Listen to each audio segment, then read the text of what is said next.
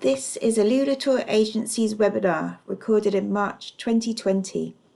In this episode, Will Hine from Louis Latour Agencies talks to Jgor Marini, Banfi's European Market Manager.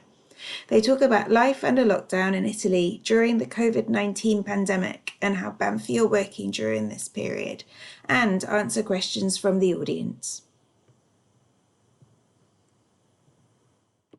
Right. Jgor. Yes. You when you were locked down and I was still roaming around London. I had a very nice lunch afterwards and we were chatting to Treadwell. It's all got a bit more serious for us at least. Can you explain how lockdown is affecting what you're doing day to day, how you're getting your work done and how you're not going bananas? So lockdown is, let's say now, much more severe than it was when we had that kind of tasting with Treadwells online. So that means that we can go out only for the supermarkets and pharmacy or for very special reasons. So whatever else is not allowed to do. So we cannot jogging, we cannot have a walk, we cannot meet other people. And if we have we must go out for no reasons, for any reasons, we need to wear, of course, the masks and to take at least 1.5 meter distance from other people. So I think it's the same all over the world. What is really now different from the first lockdown is that now it's not allowed also to work in many of those industries or factories that were open just 2 weeks ago. So that means that instead of, they calculated that on the highways in Italy today, we have minus 80% cars than it was just a week ago. And a week ago was already minus 60 than the week before. So that means that day by day, the measures are getting strict and very, very severe now. And I know you've taken up the piano. Mm-hmm. Is there anything else that you are doing to just keep yourself busy? Okay, of course, I try to work as much as I can. In the morning, work means meeting people like you, a lot of, let's say, socializing, trying to get in touch with our partners all over the world to get conversation, to develop ideas for the future. But the first sign of this such long lockdown is my beard. It was completely black when I started the lockdown, and now I'm Santa Claus style. So yeah, I can play piano. I try to do whatever I can to not get crazy, a little exercise every day. But I had the luck to be in touch with a lot of people abroad, and so I can open new windows or every day 5 minutes in Denmark as well in let's say Norway. I just got a conversation with my friends in Iceland. So it's just a normal way to get in touch with the future, what is out there. And in terms of, you're talking about people not being able to go out to work. Critical industries, the Italian wine trade is obviously pretty critical in many respects. Who can go out to work? And in terms of Banfi, what is being impacted? Is a vineyard operation still going ahead? Production, work in the winery? So everything which is related to the first consumption goods is still working. That means that if a supermarket chain is selling almost everything, all of the workers and factories which are supplying the chains can still work. I give you a simple example, but if you go and buy yogurt, and yogurt are in plastic glasses, let's say plastic vats, there must be an industry producing those plastic for the supermarkets. And so they keep on working. Those that we are completely close are also big industry, cars industries, so textile industry, all of those big players which are actually some of the most important and relevant industries in Italy. For the wines, and this is Banfi mainly, we can do almost everything. So in the agriculture is the easiest because we can do really everything. So at the time, nowadays, everybody can go still in the fields. Luckily, Banfi is a big company, so we have 3,000 hectares to manage. And so even if we have many working in the agriculture, they can do day-to-day operation as it was a normal stage. Of course, they need to wear masks and take care about distances and whatever, but everything about agriculture is completely safe, no problems. What is a little bit different is in the winery. The winery as well as the agriculture must never stop, because there are big plots of wines that need to be, let's say, managed, aged or bottled, or let's say filtered.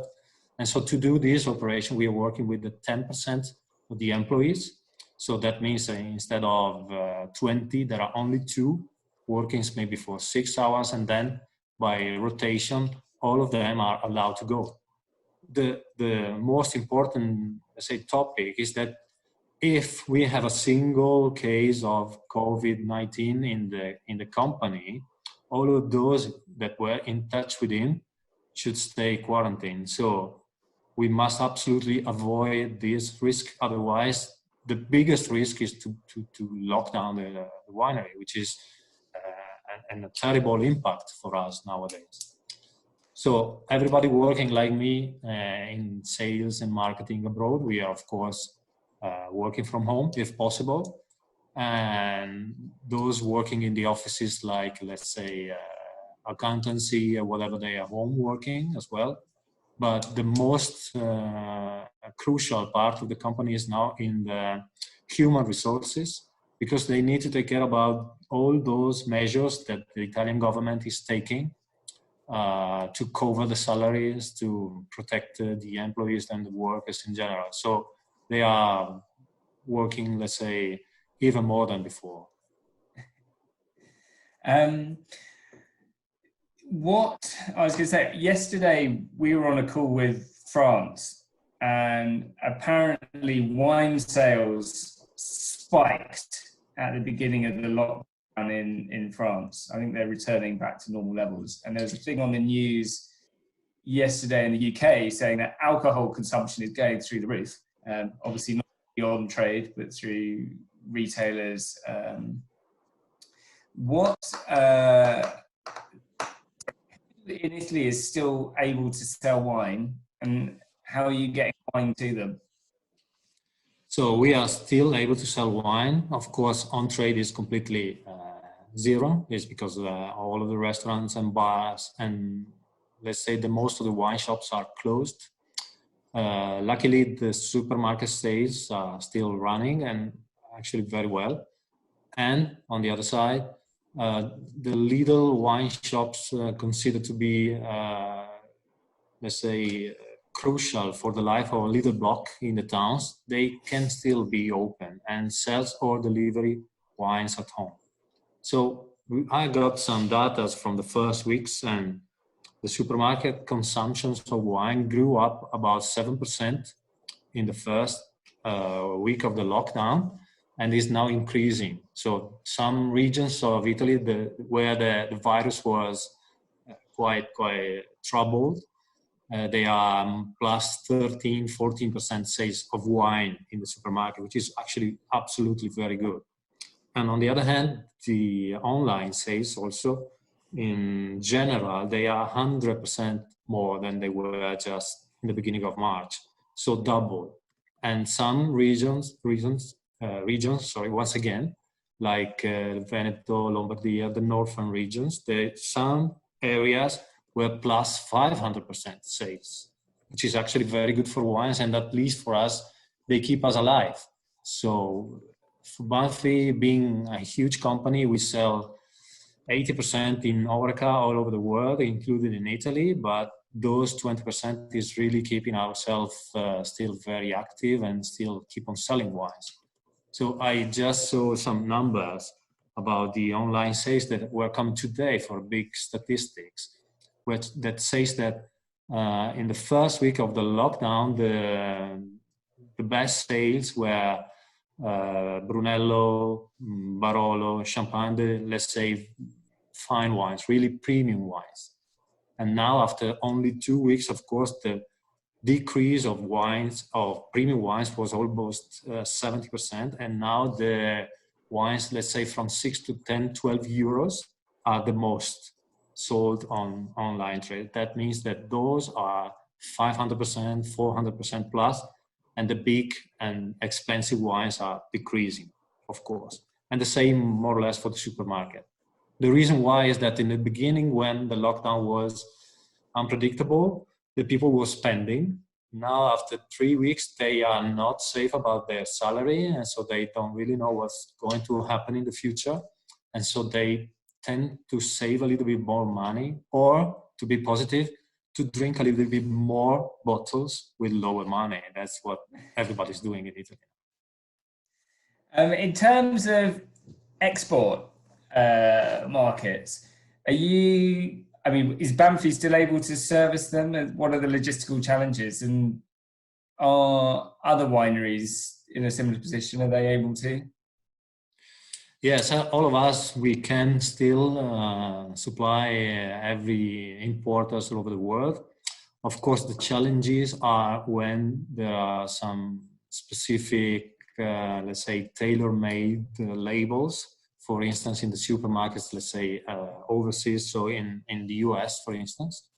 But for the most of the country, we are still full operation. So if, for instance, someone from UK is ordering 2 pallets of something for the next days, we are able to prepare the goods. And what is really challenging is to wait for the collection. So the collection is more challenging than the production or the preparation of the goods. That means that if an importer is sending his courier or transporters, whatever, to the winery to collect the goods, they need to pass all of the big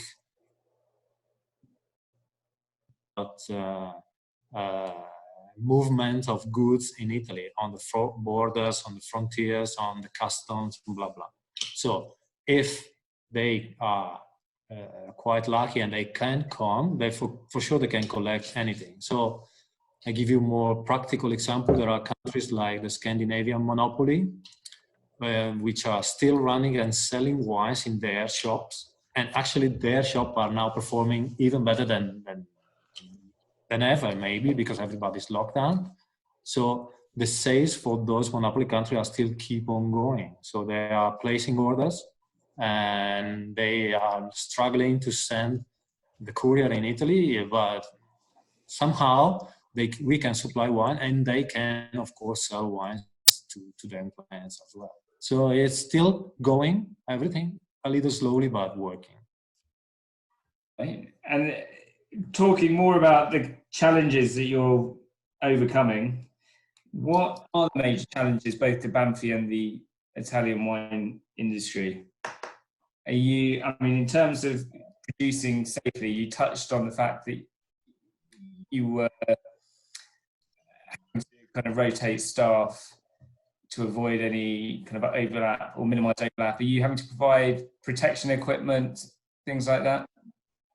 Yeah, we must work protection equipments, all of us, of course, in the winery to be safe that also what we are delivering or supplying is safe. So, of course, you cannot be 100% safe about what you're doing because it's unpredictable and impossible. But yes, everybody in the winery is working with protective, let's say, tools or clothes or whatever is necessary to protect the goods as well. So we are quite safe 100% that whatever is going out from the winery will be safe as soon as it's coming or arriving to final destination. Yes, for sure. That is, of course, slowing down the operations. And so that's why we are 10% of the employees, as I said, and maybe the timetable and the timing to prepare everything is even slower than usually. So we need to be patient. If you need wine, you must be patient nowadays. Is one of the things we discussed on Monday, is there any potential issue with oversupply or overproduction? Sorry, I didn't catch you. Is there any potential for problems with oversupply or overproduction in the broader? Oh, yeah. Yeah, for Banfi is now something that we can maybe solve, and I think all of the fine wine producers will solve.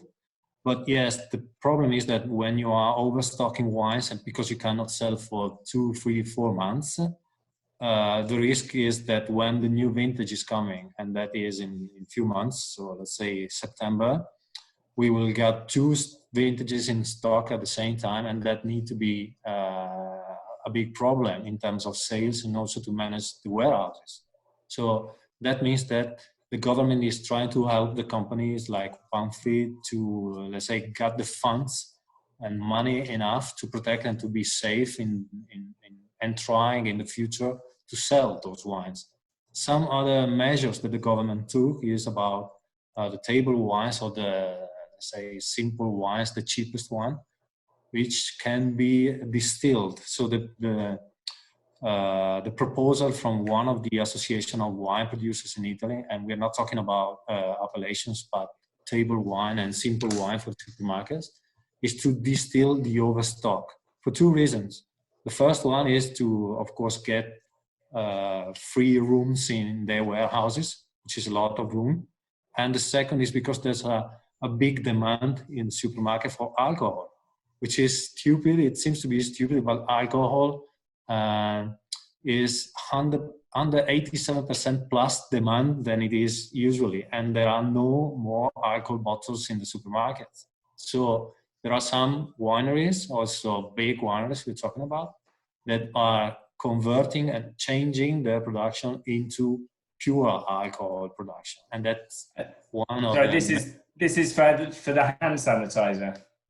Yeah, to the hand sanitizers and to use alcohol for cleaning in general. Yes, sorry. Yeah. So that's a kind of a way to, let's say, optimize the overstocking and to not lose money, because they could generate another new opportunity for them. This is just a proposal that is not official yet, but could help the wineries to not get overstocked. And Igor, I know your day-to-day life is going around and looking people in the eye and drinking wine with them. Yeah. Overcoming that kind of challenge of being stuck in your flat with a cat and a piano. How are you keeping in touch with people? Yeah, you're right. You know, you need to use and your free time as good as possible. And so, if you have an hobby, now is the time to practice. If you have something to explore in your normal life, that's the time to do it. So, I was in the direction to take a wine course, but I say to myself, I made so many in my life. Now it's time to enjoy wines instead of studying. So luckily, my wine cellar is still good. So I think I can survive for a couple of months more, drinking a bottle per day. But anyway, I can order online anyway, so no problem at all. Thinking about how the Italian wine industry is trying to innovate to overcome all of this, we've discussed their appeal to allow them to distill, and you were talking about a green harvest on Monday as well, which you might want to touch on. Do you think things like online wine shops, online tastings with customers, what other things, or what are they? What's new in the Italian wine trade? What innovation has been forced by this situation? So from the production point of view, as you say, the green harvest is another proposal to reduce the crops of the 2020 vintage. So if we are still overstocked with 19 or with the wines in the wineries today, as soon as the new vintage will come, the risk is really to not get room enough for the new wines coming. So once again, a couple of associations producing wine in Italy, which are very big, they were suggesting to make a very huge green harvest when it will be time, not now, of course, but that will be August or July, in order to reduce the crops and the yields per hectare, in order to not overproduce wines again. And that seems to be one of those possible, ideas to reduce overstock in wine production, and also to help the growers and the appellation in the vineyards management, which is very, very important. The second, which is absolutely... Can I ask a question about that? Is that possible? Yes. So would that be, I presume that wouldn't be for the premium wines, because production would carry on as normal. It would just be for wines which were a little bit quicker moving. Okay. Yeah, it's not for the premium indeed. It's only for, let's say, table wine. Then in the appellation, you can, let's say, almost do whatever you want, but just below the rules. So that, for instance, if you can produce, let's say, 10 tons of grapes per hectare, I'm saying numbers random, you can of course go down by your decision, but then that will probably affect the prices of the wines. Yeah. So this kind of green harvest will be mainly for once again table wines, cheap wines, or mass production. Okay, thanks. Thanks, Leslie, for asking the first question. Excellent. I was getting to a point now, looking at how we're progressing, to throw it out to the floor a bit and see if anyone's got any questions, what they'd like to find out from Jgor, really. Peter, maybe, yes. Oh, Rebecca, unmute Peter. Okay. Okay, hi, Jgor. Hi, Peter. I just wondered, in terms of export sales, of course, before this catastrophe, Italy had a slight advantage over France and Germany and Spain in that you weren't affected by US tariffs. How is that working now? So one question, two parts. How are sales to America and how are sales to Southeast Asia? So in America now we are suffering a lot. So in, let's say, until 2 weeks ago, when the lockdown was not official yet in the US, we were almost doing normally. So from Banfi side is a little bit different because, as you probably know, we are an Italian-American company. So the importer of ourselves in the US is Banfi. So we are our importers. So that is helping a lot for us because we have some stock there that we can already sell. But from that point, from let's say second week of March or the 15th something, the most of the Italian wineries were suffering a lot and trying to send and delivery as much as possible to the US in order to prevent the lockdown. So many of the other wineries I know personally, they were, let's say, feeding their importers with a lot of wines, which is double risky to me, because that will be difficult to sell out now, because also lockdown is for the HoReCa in the United States, so all of the restaurants are not working. And the second is that when the new vintage, once again, will be ready, 2020, they will probably have old vintages in stock. That means that all of the new entry-level white wines, fresh and easygoing wines that should be, let's say, sold. I'm talking about Pinot Grigio, which is the first Italian wine sold after Prosecco in the US. When the new Pinot Grigio 2020 will be ready, they will probably still have some 2019 white wines in stock.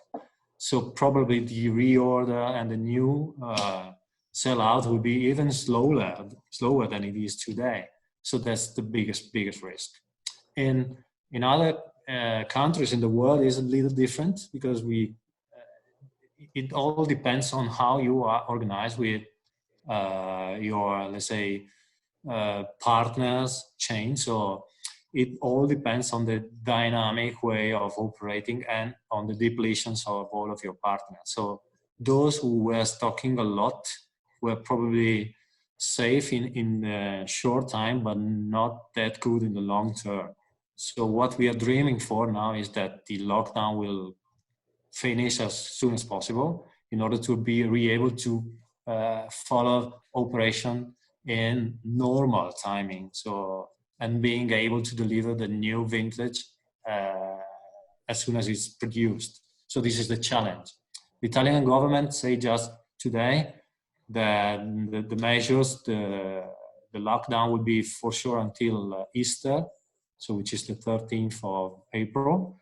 And there's a little, let's say, positive wave of slightly reopen in the May the 4th, which is not official yet. But that it's a month from today, which is a lot, because if I need myself at home another 30 days is a nightmare.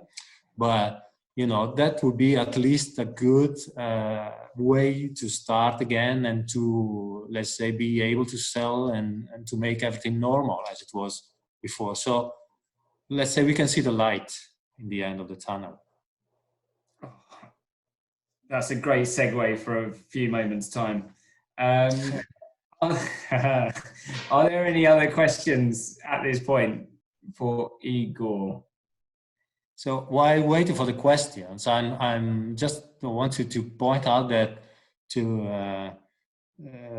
Italy is living a very tough moment in terms of economy, of course. And so what is allowed now by the government in the wine business, that is the first time ever since we have precise rules of appellation for the appellations, is that now the government announced that in the small family business, in the wine business, all of the relatives up to the 6th degree of relationships can work for free in the winery with no fines.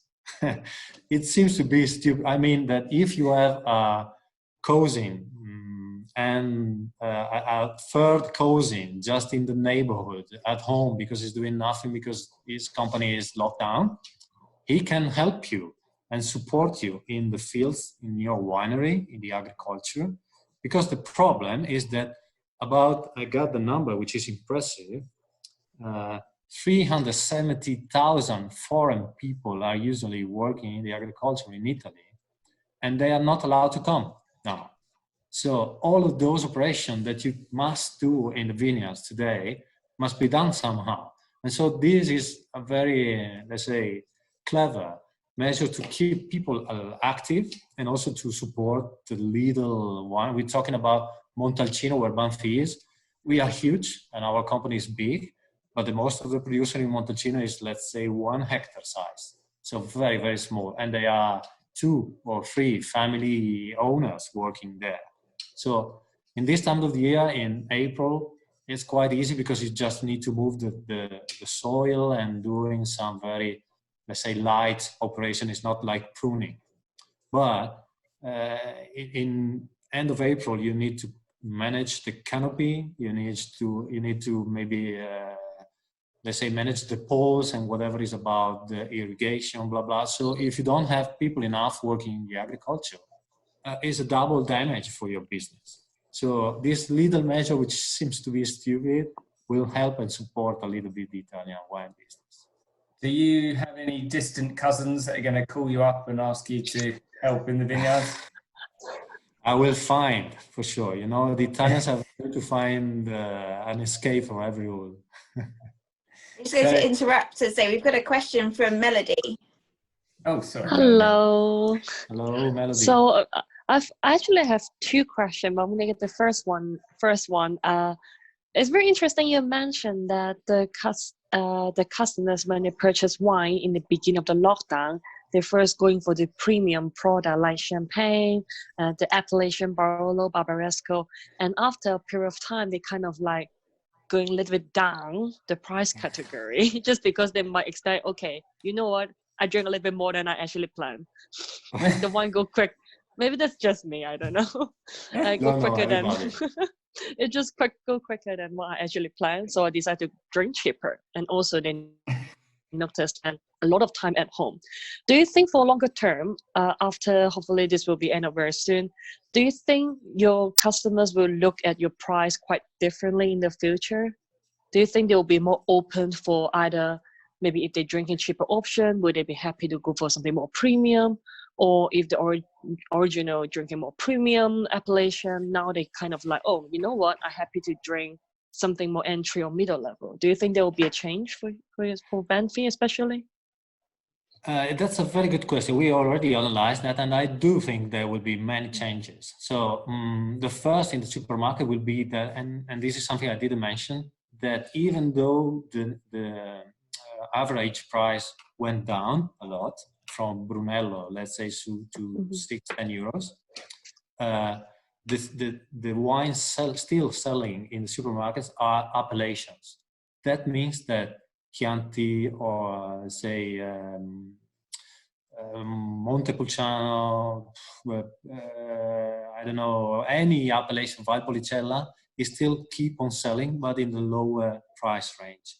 While blended wines, IGT, they're difficult to understand, are not performing that well anymore. So that means that probably what is changing is not only the price demand in the future, but also the appellation demand. So as you well know, Italy is a notion of IGT, which is in some cases absolutely fantastic for the final consumer, because you can find amazing wines for 6 euros on shelf.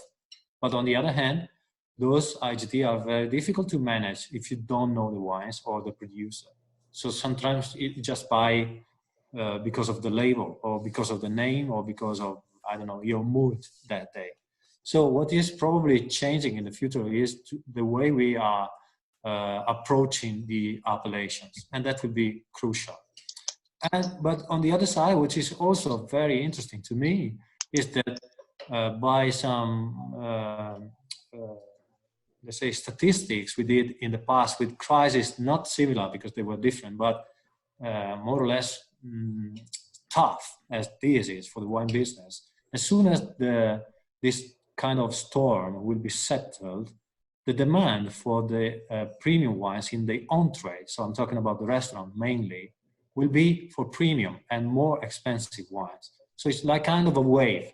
So the people buy expensive in the supermarkets, then they reduce the price for the supermarkets, and then as soon as the lockdown will end, they will probably keep on buying cheap wines in the supermarket, but appellation, and very premium wines in the restaurant, because they say, okay, now it's time to enjoy a really premium wine, because this kind of big mess is at the end.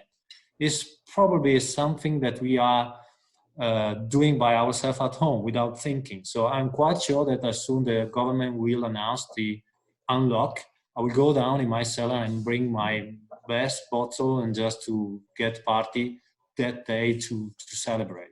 So with differences, of course, this will be what is going to happen in the HoReCa for the next future. I'm quite sure about that. It's a very good question, because all the wineries need to be prepared in this new challenge and these new changes. So maybe focusing on our flagship, on our territory, on our roots, and a little forgetting about tailor-made operations, expensive wines, meaning IGTs in a different way, focusing on native grape varieties instead of international. But this is just thinking aloud. Actually, Melody, I was did you thinking, say you had a second yes. question? Sorry. Yes, but actually, response on what you mentioned just now. You said you think customers will probably drink now. They will drink slightly more budget, a little bit more cheaper wine at home. Maybe they'll spend more in restaurant once everything's had back to normal. I almost think differently, because I've never seen people drinking so much wine at home this day. Everyone just like, you know what? I'm just going to online purchase. There's a lot of wine shop, even wine merchant, and doing like promotion. So people have buy wine like they never did before. Maybe that's more speak for UK market. General public, if they want a bottle of wine, they may go to the supermarket next to their home. But because now they're locked down at home, and most of them cannot carry 10 bottles with them from supermarket, so they decide to order from an online wine shop, so they get a cases instead with a very good price. And suddenly, everyone in the UK notice, oh, actually, it's cheaper to buy those wine from a merchant rather than buy from a supermarket at better quality and also better price. So I was thinking maybe in UK market, there will be a group of people who less prefer to spend money outside, because they know that I can drink this nice Barolo in this price from buying from a wine merchant. And if I dine out, of course, we are a restaurant, we have a markup, maybe at least 3 times, maybe 4 times. So people will like, oh, that's a rip-off. That's a very, very good point of view. Also for us, it's quite useful, to just let's say meaning the UK market differently than others. So that would be an excellent suggestion for us. So probably also what is crucial in the UK is the margin, as you say. So the markup in the restaurant is, of course, sometimes really exceptional, a little too high, probably.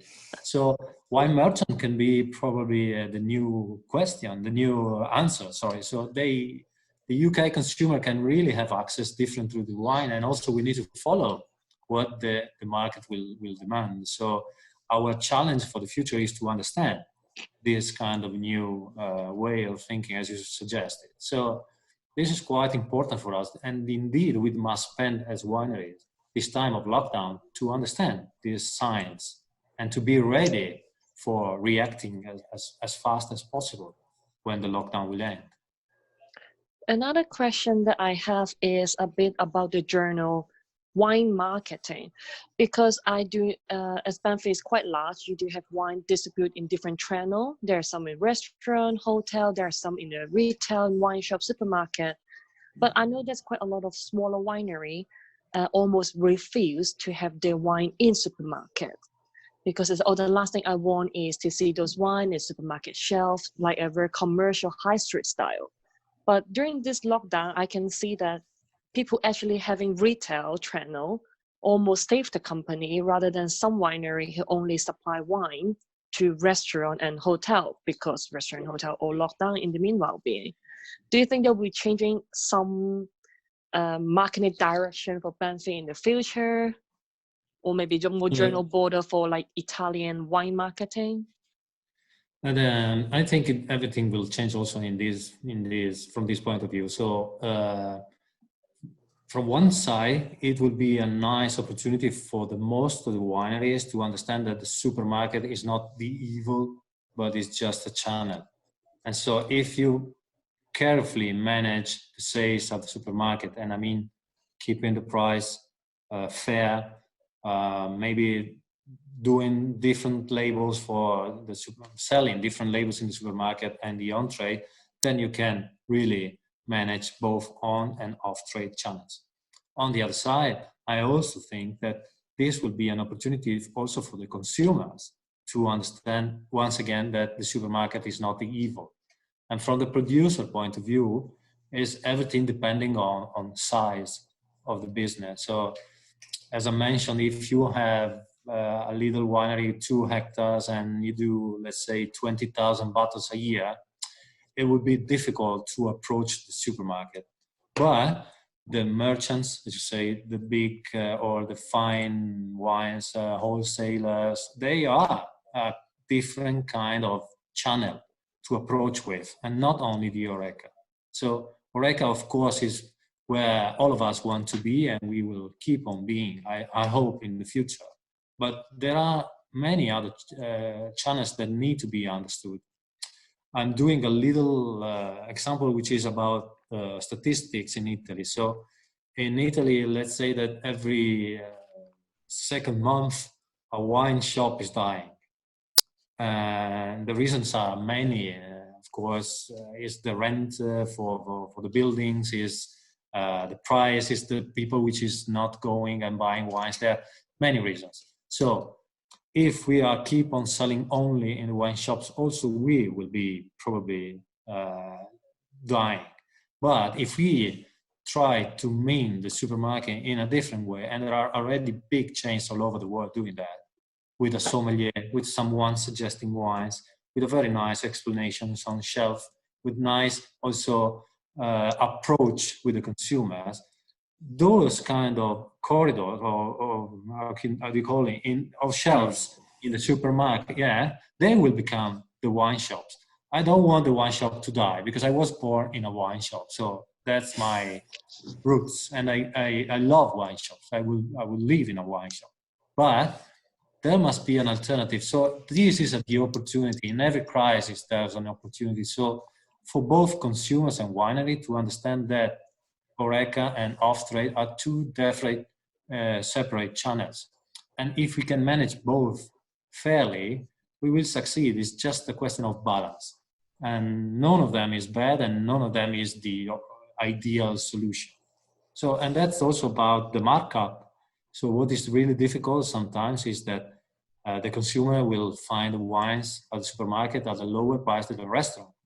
And a consumer, as you say, must understand that a restaurant has salaries to pay, stock to pay, the rent for the buildings, and blah, blah. So the markup is mandatory to survive, but of course must not be too high in order to sell wine. So it's to me, now we live in a kind of a limbo that is a nice opportunity for all of us to widen our views.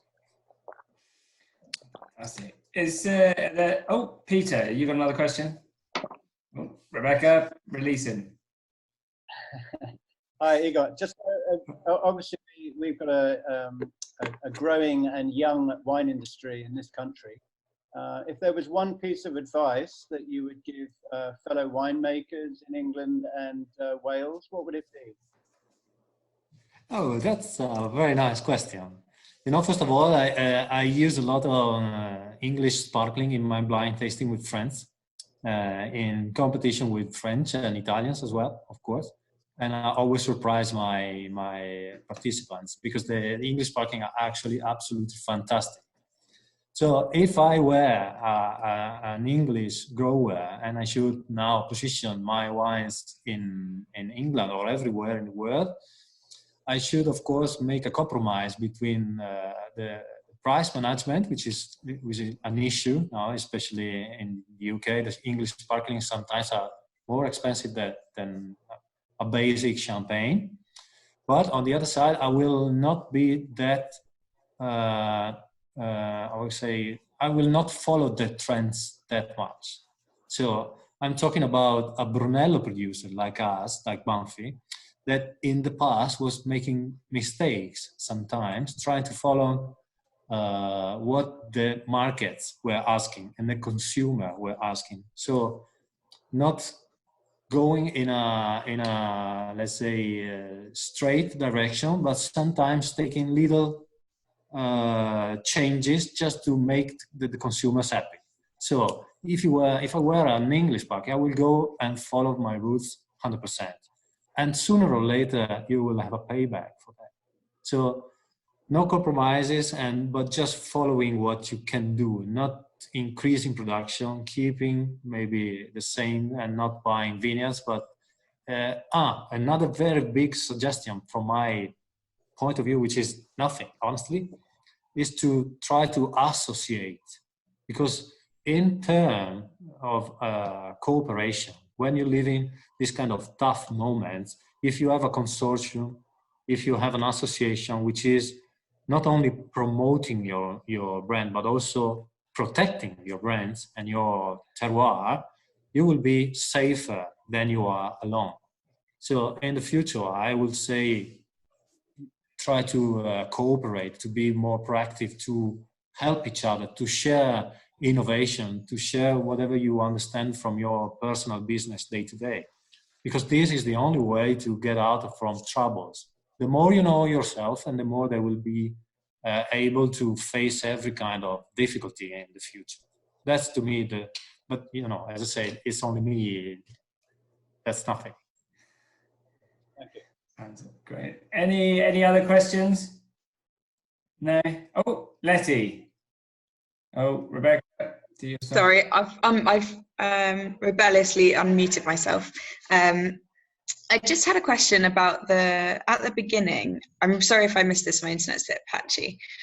But Igor, you said that if anyone who's working in the winery has a case of corona, then no one will be able to go to work. Was that what you said? Yeah, because if you are working in a department and you have the virus, all of those working in your department must make the test for the virus. Yeah. And in case of positivity, they will be asked to be quarantined. So that's why we work in rotation. So a few people, 10% of the total, and for very precise and scheduled timetable. So at least we know if one will have the virus, only those in touch with him will be quarantined and not the whole staff. And that's very important, because if the whole stuff will be affected, we must shut down and Yeah, that's okay. I understand that now. Sorry, that's good. That's good. tough. Great. Thank you. Anything else? So what the segue that I was so pleased about earlier is we thought we would finish this off with Igor talking about wines very briefly, and we can all see him with a nice glass of wine and wish we had in front of us as well. And the wine that we used was, ta-da! Can you see the It's label? as though you planned it. We planned it! Amazing. Igor, tell us about La Luz. So the reason why I took this wine from my cellar is, of course, it's Banfi wine, is because the name La Luz in the dialect of the Piedmontese region where we produce this wine means the light, La Luce. So that means, as I said in the beginning, that we slightly see a little light at the end of the tunnel, and this will be, our wish for the next future. But second, because it's a very niche wine, is very, let's say, is a pearl of Banfi production. So for those who are not that familiar with Albarossa, that's the name of the grape we use to make this wine. And Albarossa is mentioned on the label. It's a genetic cross made 90 years ago in Italy by an enologist, which was trying to find the best by crossing, not blending, crossing the two most important grape variety of Piedmont, so Nebbiolo and Barbera. So in laboratory, it was crossing them, and a new grape variety was born, Albarossa. So it has nothing to do with Nebbiolo, neither Barbera, but the grape itself is Albarossa. As I say, it is a niche and is a pearl because nobody knows, and very few. Is only 8 producers doing Albarossa, and Banfi is the biggest. Biggest means that we started in 2006, first vintage produced, with only 3 hectares of Albarossa. And we still today are more or less the same size, so maybe 1 hectare more. But the wine is absolutely a pearl. So it takes some color and characteristics of Barbera, so it looks like a Barbera, but it doesn't taste like a Barbera, not even a Nebbiolo. So it's a wine which is absolutely so smooth, full-bodied, inky color. If you're going on your shirt, you will throw it away because you can't clean it anymore. But in the end, it will be absolutely soft, so not that tannic as a Nebbiolo is used to be, and not that acidic as a Barbera used to be. So it's a wine itself, absolutely fantastic. And you know what? Now, talking and talking, I need something to drink, so I'm opening the bottle and drinking a glass. As the 2008's most charming sommelier, do you want to talk us through how to open a bottle of wine, or are we? I suspect we're all well practiced actually at the moment. No, I think all of you know how to open a bottle much better than me. And after 3 weeks lockdown, you probably would be expert in wine. Yes, exactly. I'm waiting my wine delivery still. I'm waiting for 2 working days already. I don't know where's the box is gone. Oh, Igor, is not this the lucky house one. wine? I was hoping that you'd be having Brunello as opposed to La Luz. Oh, come on. The problem we've got where I am, down in Devon, is I didn't figure out the recycling system because it's actually not a house I'm in. And now there's not recycling collection in East Devon. So I'm going to have this embarrassing collection of wine bottles at the end of however long this takes. Anyway, my best wish should be to have a toast with you and all of you to meet sooner or later and have a toast together with the same wine. So you can at least trust. Now you just need to trust, but at least you can prove what I'm saying now. But the wine is absolutely fantastic. So you can see the very dark, inky color. But only myself can smell how good it is. I don't want to waste your time and just describe the wine because it's one of the worst things we need to do in this time. It's just to enjoy. So my wish is for all of you to get unlocked and to taste the wine with me quite soon. Well, thank you, Igor. Thank you for listening to our webinar with Igor from Castello Banfi. If you enjoyed listening, we'd love to keep in touch. Please consider subscribing to our channel, following us on Instagram, Twitter and Facebook as @Louis Latour UK, or visiting our website louislatour.co.uk, where you can read more about what we do and subscribe to our newsletter.